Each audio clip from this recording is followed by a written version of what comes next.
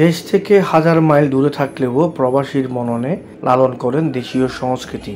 ৬ ঋতুর মায়ায় পড়ে হাতড়ে বেড়ান শৈশবের স্মৃতি।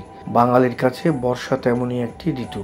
এই ঋতুর প্রেমে পড়া এক ঝাঁক প্রবাসী শনিবার মরুর দেশ সংযুক্ত আরব আমিরাতে গান, কবিতা, স্মৃতিকথন আর বর্ষা বন্দনায় কিছু সময়ের জন্য মেতে ওঠেন। স্মৃতির কাব্যে রোমন্থন করেন ফেলে আসা অতীত আর বাংলাদেশ। বিস্তারিত প্রতিবেদনে। বাংলায় সবচেয়ে নন্দিত বন্দিত ঋতু বর্ষা। কাব্যপ্রেমী বাঙালির আনন্দে বেদনার প্রিয় ঋতুও এটি। আষাঢ়, শ্রাবণ, বৃষ্টি, বর্ষা নিয়ে যুগে যুগে রচিত হয়েছে অজস্র কবিতা, গান।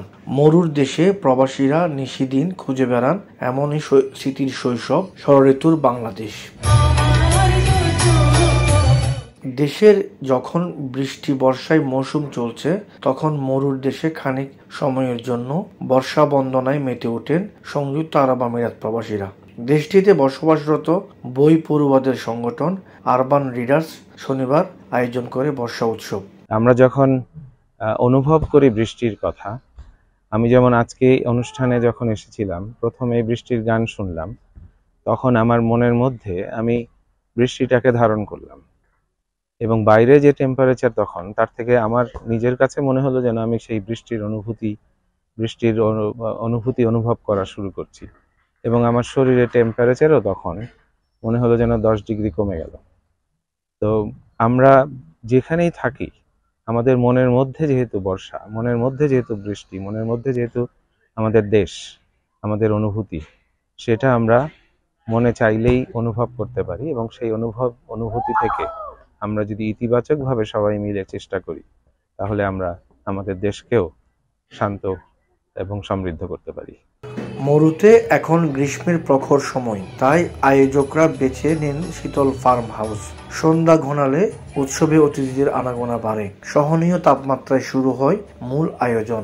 বর্ষা নিয়ে লেখা কবিতা, গান আর স্মৃতিকথায় শৈশবে ফেরার সুযোগ পান উপস্থিত কয়েকশো প্রবাসী।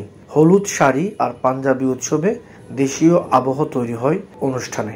আমাদের যে 6 ঋতুর দেশ, ঋতু সম্পর্কে তাদের একটা ধারণা হচ্ছে, বা বাংলাদেশে যে ঐতিহ্য যে ফল আছে, বিভিন্ন দেশীয় ফল, সেটা সম্পর্কে তারা জানতে পারছে।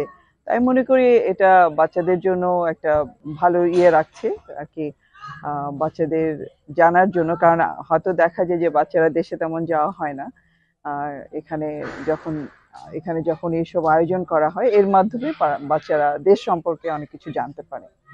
ভরপুর আয়োজন ছিল পিঠাপুলি, দেশীয় ফল আর হরেক রকম খাবারের। উৎসবের স্থলে রান্নাবান্না আয়োজনে ভিন্ন মাত্রা যোগ করে। আয়োজকরা জানান, বিভাজনের এই সময় এসেও চিরায়ত বাংলার সংস্কৃতি দেশে কিংবা বিদেশে বাঙালিকে ঐক্যবদ্ধ করতে পারে। সুন্দর বাংলাদেশ গঠনেও রাখবে গুরুত্বপূর্ণ ভূমিকা। আমাদের প্রথম থেকে প্রচেষ্টা ছিল যে সংযুক্ত আরব আমিরাতে একটি ঐক্যবদ্ধ বাংলাদেশ কমিউনিটি গড়ে তোলা। যদি আমাদের ভাবমূর্তি সংযুক্ত আরব আমিরাতে, আমাদের সুন্দর একটা ভাবমূর্তি বাংলাদেশ গড়ে তুলতে চাই, তাহলে আমাদের কমিউনিটির ঐক্য ছাড়া সম্ভব না। এবং আজকের এই বিভাজনের সময় আমাদের বাংলাদেশের শাশ্বত বাংলার সংস্কৃতি একমাত্র হতে পারে আমাদের ঐক্যের ভিত্তি। দেশের বাইরে ঋতুভিত্তিক এমন আয়োজন প্রবাসীদের অনুপ্রাণিত করার পাশাপাশি প্রবাসী প্রজন্মের কাছে বাংলার সংস্কৃতিকে পৌঁছাবে তার আপন রূপে।